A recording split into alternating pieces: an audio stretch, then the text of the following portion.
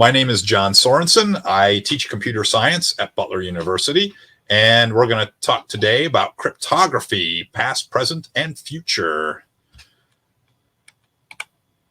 All right, so we'll start with some basic terminology, except I need to stop touching my, why is it flipping back and forth? My slide is misbehaving. All right, let's see. Okay, that looks better. All right, basic terms. So cryptography is where we send a message and it's encrypted and decrypted with a key. So encryption is to take it from something you can read into something you cannot read or should not be able to read. And decrypt is to undo that process. And there's usually some sort of key that helps you do this. Cryptanalysis is trying to break the crypto system without the key. If you have the key, that's called decryption. But if you don't have the key, then cryptanalysis. Steganography is just hiding a message. I seem to remember an example where you can take like a message and hide it inside an image file, like a JPEG or something like this. But the message itself is not encrypted or otherwise scrambled. The plain text is the plain message that's readable by humans. The ciphertext is the modified message that's supposed to be difficult to read. And then the key is the extra piece of information that lets you encrypt or decrypt. And then we have three characters here. We've got Alice, who is the sender, and Bob, who is the receiver for A and B. And then we have Eve, the evil eavesdropper. So we have a little diagram here that helps illustrate all this. So there we have Alice generating a plain text, which she encrypts using a key, and that creates a ciphertext. The ciphertext is what gets sent. Eve, the eavesdropper, she has access to the ciphertext only. Generally, we assume that's the case. And then Bob may receive the ciphertext and use the key to decrypt it to get back the original plain text to learn the message. So that's who we have here, Alice and Bob and Eve. Right? Why do we have cryptography? There's lots of good reasons. Wartime communication is an obvious one. Wouldn't it be nice if your cell phone encrypted your phone calls or your text messages or other communication that was going from your cell phone to other people's cell phone through the cell towers and so forth? When you make bank transactions online, those should probably be encrypted. You don't want other people seeing what your transactions are. Things like, how to connect and what your passwords and so forth are. Just in general, having secure web connections. Maybe you're a spy. So if you happen to be a spy, encryption is very useful. Cryptography is useful for you. Password and login information, when that's stored, like on a server, it's normally encrypted. It should be encrypted using cryptography. Digital signatures, it's a way of signing a letter or other message, and in such a way that you can prove that you signed it and other people can prove that you signed it. That's the purpose of a signature. Or just in general, if you have other reasons for privacy, maybe you need to send love notes. Who knows? Okay, so there's lots of good reasons for it. Encryption goes back, cryptography goes back a very long time. So one of the earliest crypto systems we know about is Caesar Cipher. So Julius Caesar from ancient Rome. And his method was a fairly simple one. You just take your message and add 3 to each letter with wraparound. And then to decrypt it, you would subtract 3. Or since there are 26 letters, if you're using the normal English alphabet, you can add 23, which is the same as subtracting 3, and to get the original back. So there's no key in Caesar Cipher. So if your plain text is to meet me for coffee, my coffee is empty, so I'm ready to go get another coffee. If you want to meet me for coffee, you add 3 to each letter. The M, let's see, M, N, O, P, right? Adding 3 gets you the P. The E's, F, G, H, so they goes to the H's and so forth. You can see how the green ciphertext there comes from the yellow plain text. And then you can get back the original message by taking the ciphertext and subtracting 3. So that's Caesar Cipher, one of the earliest systems. Right. Okay, so there's a challenge handout. It should be pinned on the chat, I believe. And you can download that. It's a PDF. So this is on there. So here are some, I believe these are encrypted with Caesar Cipher. So you can decrypt those in your spare time. So yes, I'm giving you homework. I'm a college professor. That is what I do. I have tried giving my wife homework and other family members homework. I've even tried giving the cats homework. They don't always do it, but this is what I do. I give homework. So you have homework to do. So you can try to break these. You can be Eve. Okay. Good luck. What kinds of cryptosystems are there? What kinds of ciphers? So there are ones that we call substitution ciphers, where you have letters and replace them with other letters. And the Caesar cipher is an example of this. So you replace, each letter with the one that's 3 later. @bash is another example of this. We used to have these things called newspapers that you would get on your doorstep in the morning, and they would have a funnies page, and then they would have something called crypto quotes. They give you a little encryption thing to work on, see if you could break it. So those are examples of substitution ciphers. A transposition cipher is where you just rearrange the order of the letters without changing the letters. 2 examples of transposition ciphers are the rail fence cipher and the Cytail. And you can Google those if you want to read more about them. A polyalphabetic cipher, Vigenére, is a classic example of that, where it's a substitution, but how you substitute changes as you move through the message, making it much harder to break. So these are types of ciphers or types of cryptosystems you might run into. All right. So this one is another text for you to work on. It's done with a substitution cipher. And here, I'm not telling you which cipher is used, but what you can do is you can use like the length of words and punctuation and other things to give you hints, like that R and the Z are probably I and A in some order, and so forth. So I'll leave that to you. So that's the end of your homework. I will not give you any more homework today. So there you go. Something to keep you busy in your spare time, copious spare time. All right, so let's look at the Vigenére cipher. So this is a polyalphabetic cipher, and it's been around since I believe the 1700s, maybe 1800s. So the way it works is you pick a keyword. Our keyword is going to be A minor because A minor is a key. Because that's how my sense of humor works. And if you're not familiar with the key of A minor, I believe Stairway to Heaven was written in A minor, for those of you that know what that is. Okay, so we take our plain text, meet me for coffee, and then we write the keyword underneath it. And the keyword is not as long as our plain text, so we repeat it until we get the same length. So we get A minor twice, and then we have to do the AMI there on the end. And then what I've done is I've taken each letter and converted it to an equivalent number, where A is 0, B is 1, C is 2, and so forth, all the way up to Z being a 25. So then what you do is you take your plain text letters and add them to the keyword, the appropriate letter from the repeated keyword. And you have to do this with wraparound, just like clock addition, right? Like if it's 11 o'clock and you add 2, it becomes 1 o'clock, right? So here, let's see, if we look at the T and the N, there, the T in meat, the T goes with the N, 19 plus 13 is 32, but you do the wraparound, and so you get 6, because there's 26 letters, and so that's the letter G. So in that fashion, you construct the ciphertext here, which is in green. So Alice would send Bob the green text at the bottom. And Eve, if Eve intercepts this is going to be quite challenging for her to do, okay? Because Vigenére is pretty tough, especially on short plain texts with long keywords. It can be quite a struggle. So there we go. That's Vigenére. Here's an example of decryption. So you take the ciphertext, you take the keyword, and you subtract. And when you do the arithmetic, the clock arithmetic with subtraction, you'll get meet me for coffee.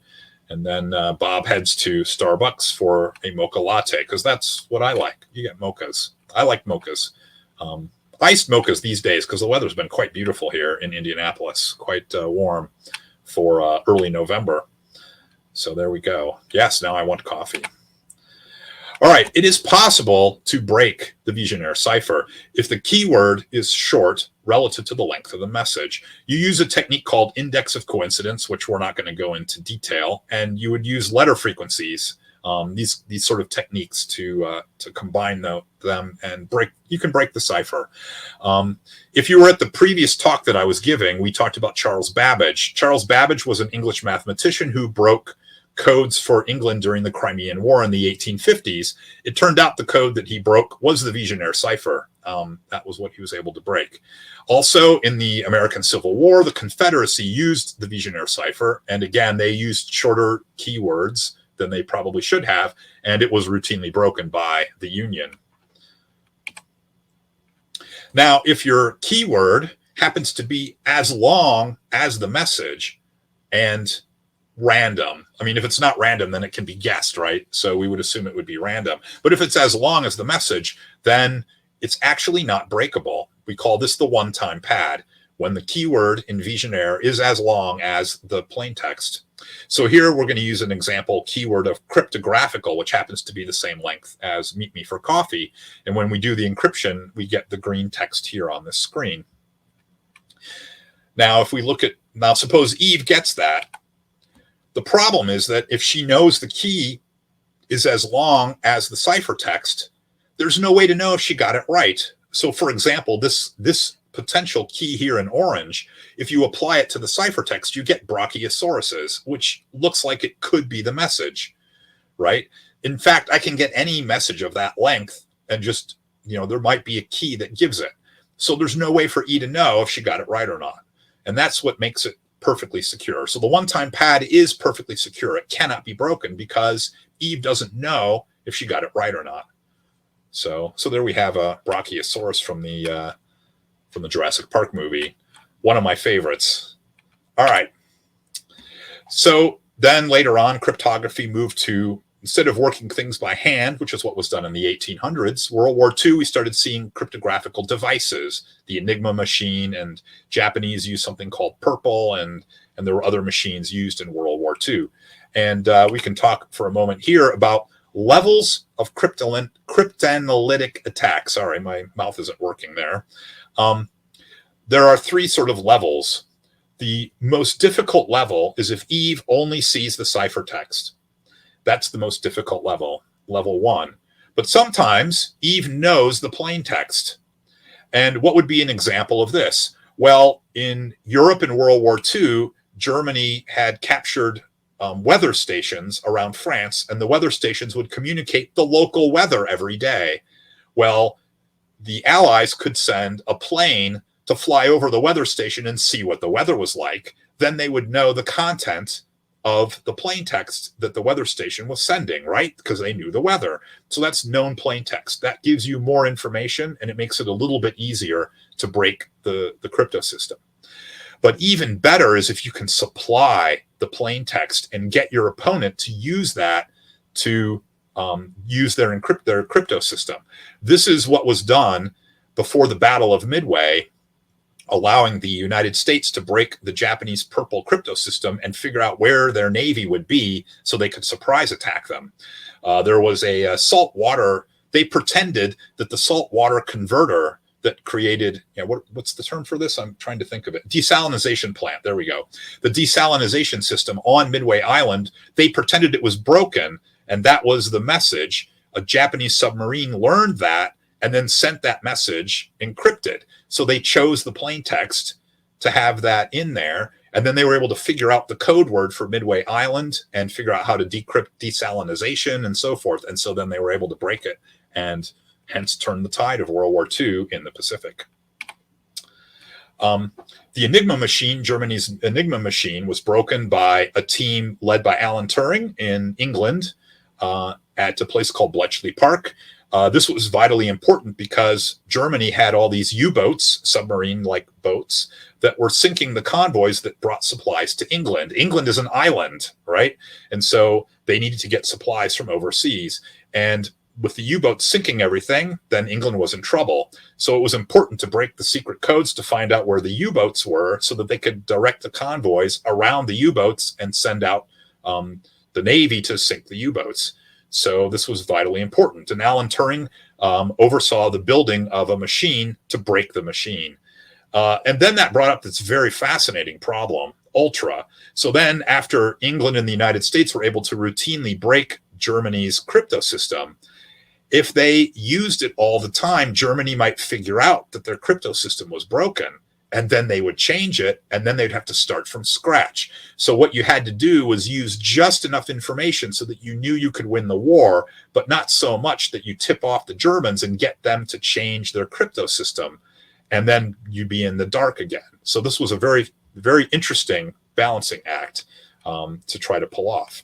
So something to think about, how you pull that off and not give away your hand during wartime.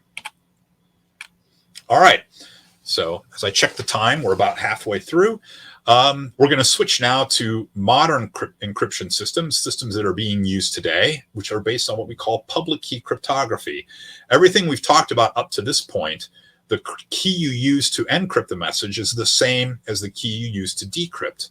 But in modern crypto systems, we use different keys. And these things are based on what we call a one-way function, something easy to compute, but hard to invert. An example of a one-way function is mixing paint, right? It's very easy to pour two different colors of paint into a bucket, but it's really hard to take that bucket of paint and get back the bucket of white and the bucket of blue before you started mixing them. So that's an example of a one-way function. So we're going to learn about RSA, the RSA crypto system, named after Ron Rivest, Adi Shamir, and Len Adleman. And their one-way function for their public key crypto system is based on multiplication. If you take two large numbers, say 200 digits long, you can multiply them. It's not fun to do by hand, but it's feasible. Certainly computers can do it fairly quickly. But what we don't know how to do is to take a 400-digit number and factor it into its constituent prime numbers quickly. That is very hard to do. We can find a few small prime factors quickly, like maybe 2 or 3 or 5. But to find that 100-digit prime that might be in there, that might be really, really hard to do, and it would take a long time. So this is the one-way function that RSA is built on. And the RSA crypto system was invented in 1977. So how does it work? All right, so yeah, it's this may be a little over your head. If it is, don't sweat it. But what you have to do is generate keys. So Bob, the receiver, he's the receiver of the message. He chooses two large prime numbers. And when I say large, they're like 200 digits. Well, yeah, 200 digits long. So two large prime numbers, P and Q. And this is something we do know how to do. And then he computes their product, N, and he computes this function phi of N, which is P minus 1 times Q minus 1. And then he picks these pair of numbers, E and D, at random, so that when you multiply them together, their remainder, mod phi of N, is 1. And then E and N are his public key, and he keeps D private. That's his secret key, and that's used for decryption. So E is used for encryption, right? E for encryption, and D is used for decryption, right? So then when Alice wants to send the message, she has this message, M, which we treat as a number, okay? Which that you can do. You can view the message in binary or something like that, or treat it like as a base 26 number or something like that. So you convert it to a number, and then you raise M to the eth power mod N to get your ciphertext, and that's what you send to Bob, which is hard to, it's hard to undo that. Bob gets C, computes C to the D mod N, which it turns out, using some group theory from mathematics, you can show that you get M back again. So that's how RSA works. And the way to break it is to figure out D from E, which you only know how to do if you can factor N. So it's based on the difficulty of factoring N, the one-way function. So to recover M from C, Eve has to compute E, and that requires knowing P and Q. So she has to factor N into small primes. Right now, integer factoring is a very hard problem. It takes a supercomputer about a year to factor a 150-digit number. So as long as you make sure N is at least 200 digits long or more, you're safe for the foreseeable future. So that's basically what we do. That's how RSA works. All right, moving along here. Do we have questions that I can address before we move to the next thing? Just a couple things in the chat. I'll just roll right along here. Okay. John, I just, there's one question there that I just reviewed. So is okay. there a code that is yet to be broken? Has yet to be broken by anyone. Well, any code with a key can be broken by trying all possible keys, but are there codes that have never been broken?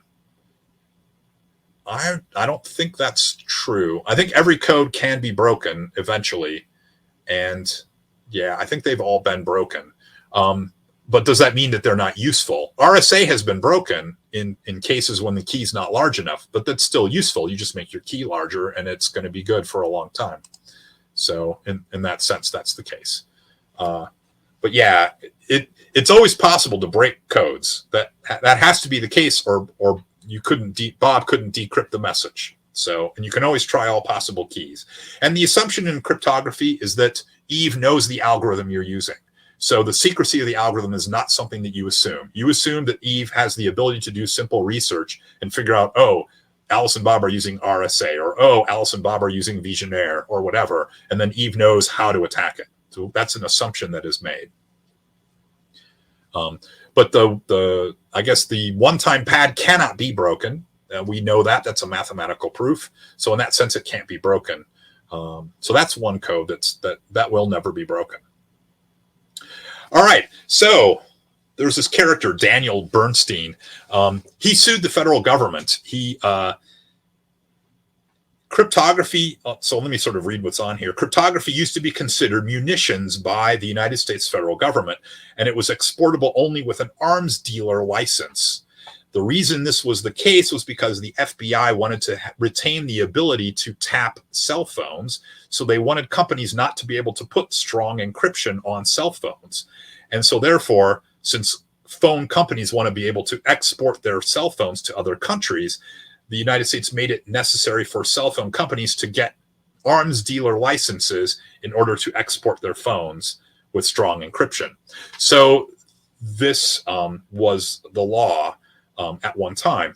Dan created a cryptography algorithm, and he posted it on his webpage. And the U.S. State Department told him he had to shut it down, that because he put it on a web page, he was exporting strong cryptography. And Dan ended up suing the federal government with the help of the Electronic Frontier Foundation. And he argued that code is equal to speech. And we have a law of, we have the right to free speech in this country.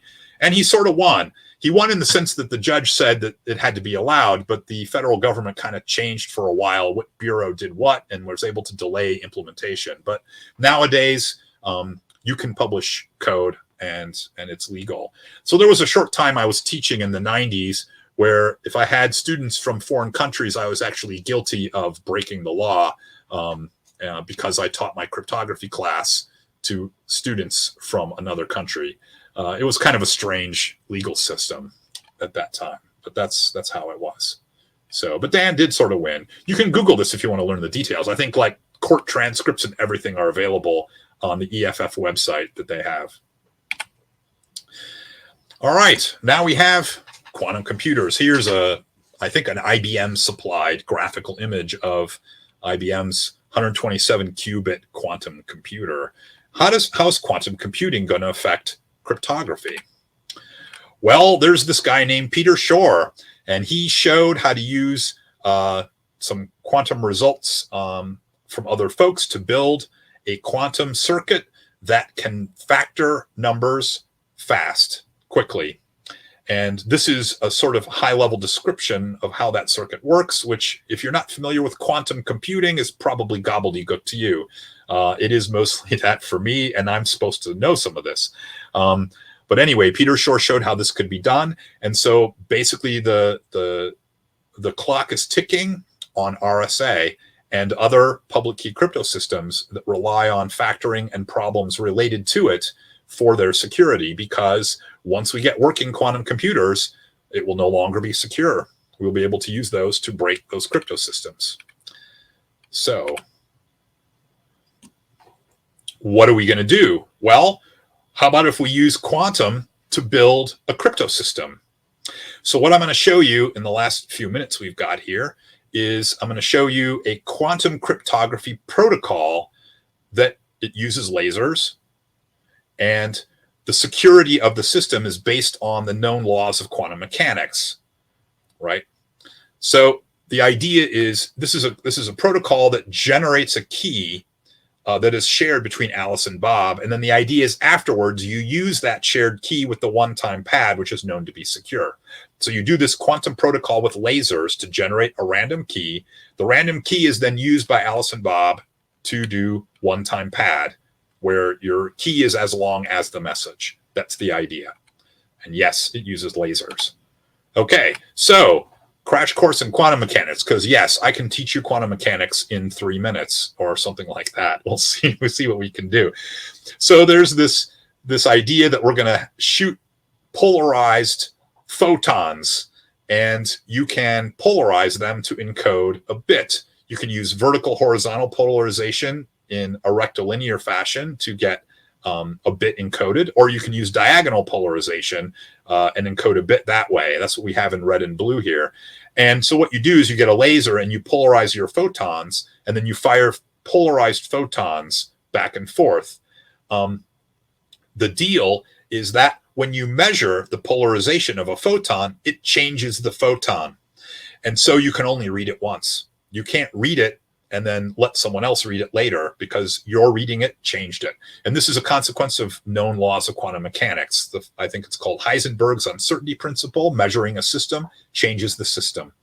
So that's your crash course in quantum mechanics today for the purposes of quantum cryptography. All right, so how does this work?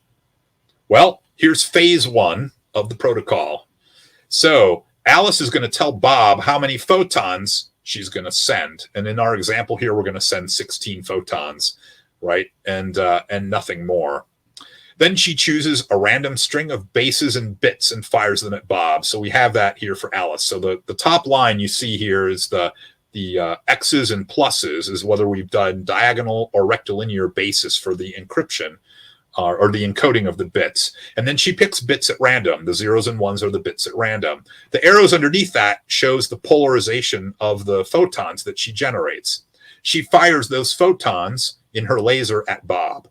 Bob has a collector to read the photons as they arrive. He doesn't know what he's going to get. Okay, all he knows is he's getting 16 photons. That's it. That's the only information he has. So he guesses the base he's supposed to use to read the photons. So here he guesses pluses for the first 4, then X's for the next 4, and so forth. And then you can see the bits he reads. Okay. Now the deal is that if he reads a bit with the same base that Alice fired it, he's going to get the correct bit. So the second bit there that got fired was with the plus base from Alice, and Bob guessed the correct base, so he's going to get the 1 read correctly. But the very first bit, when he reads with the wrong base, he's going to get a 0 or a 1 with equal probability. And in this example, he got the 0, but that was just luck. It could have easily been a 1 instead, and so it can't be relied upon. So this is phase 1, and Bob gets some bits. Okay.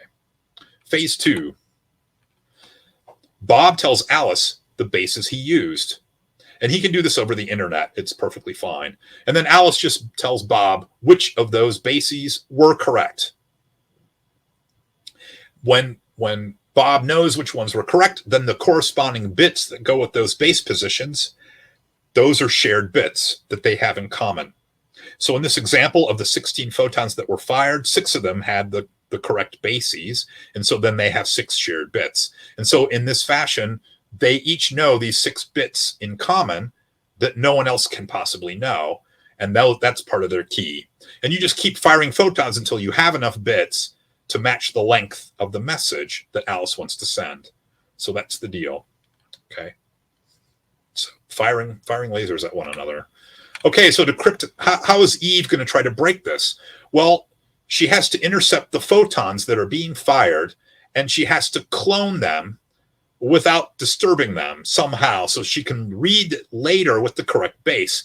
If Eve tries to read the photon in between with the wrong base, then that will be detected by Bob and Alice in the protocol. So she has to somehow not indicate that she's there reading the photons. So you have to be able to clone a photon in 0 time and store a copy without changing it. How do you store a photon to read it later? I don't know. That's hard to do.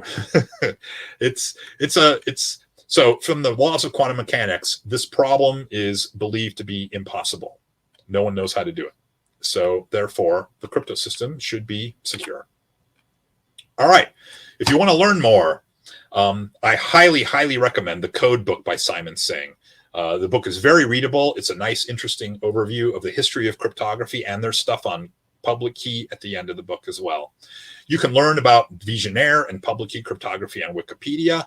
I've included the full reference here for the RSA paper that was in the that was published in 1978 from their work in 77. And then here's Peter Shor's algorithm as well. And that's, let's see, there's a nice book on modern cryptology from Giles Broussard from 1988 that you can look at if you like.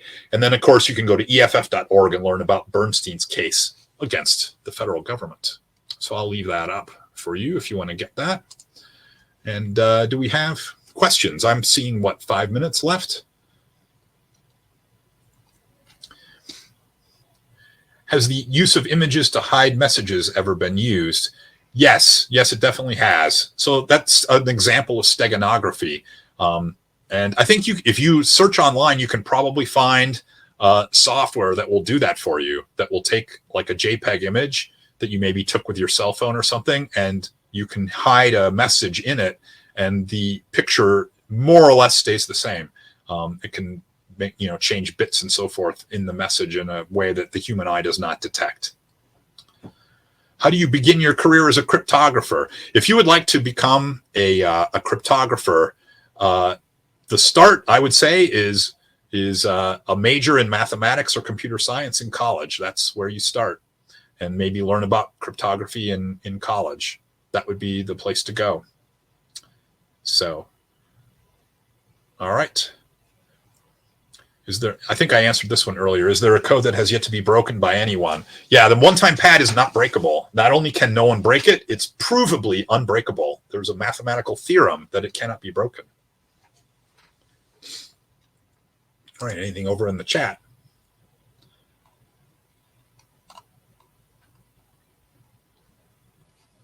Any other questions? Oh, we got a dot. Let me go back. Do you need a master's degree for cryptography? Well, it depends what you want to do. I mean, you can specialize, say, in computer security with a bachelor's degree. Companies like Eli Lilly, for example, will hire you with a bachelor's degree in computer science or data science, and you might do, you can maybe do computer security work with that. But if you want to do research on new crypto systems or on breaking crypto systems, then that's research level study. So that means a master's degree or a PhD. Why does the FBI like our phones so much? They like to tap phones to gather information, like on organized crime and stuff like that. It's a legit concern. They want to be able to break crypto systems. It's one of those things, you don't want the bad guys to have access to strong cryptography, but to keep it away from the bad guys, you have to keep it away from the good guys. So, what is the approximate salary for a cryptographer? So let's see, cryptographer as a job title. I am not sure. I know people who do work as cryptographers. If you're like university professors that do research in cryptography would earn what a college professor earns. At a large research institution like, say, Purdue University or the University of IU, a place like that, you might earn, I don't know, 150,000, 200,000 a year is probably a reasonable ballpark for that kind of work. But with a bachelor's degree doing computer security work, I'm guessing probably 70, 80,000 to start, something in that range, if you're doing computer security. What code would I recommend that is practical but secure? It depends on what you're doing. If you're going to exchange messages with a friend over email, I would recommend RSA in the form. There's a program that is freely available called Pretty Good Privacy, and that's a way to encrypt your email, and you can use RSA for that. RSA is what is used for the secure HTTPS secure web protocol that uses RSA. So RSA is still solid if you're using a large enough key. Yep. Just know that you won't be able to use that system forever. There is research today going on how to do cryptography under the knowledge that we have quantum computers out there. There is not yet like a chosen system that seems to be the best clear winner, but it is work that's going on. So, yep. Post-quantum cryptography is what they call it. And if you want to learn about it, that's the keyword to put into Google. Post-quantum cryptography. And to learn how those systems work, you need an advanced degree in mathematics. Yep, you have to learn all kinds of math. Math is good. Math is good. Any other questions? I am seeing that we are out of time.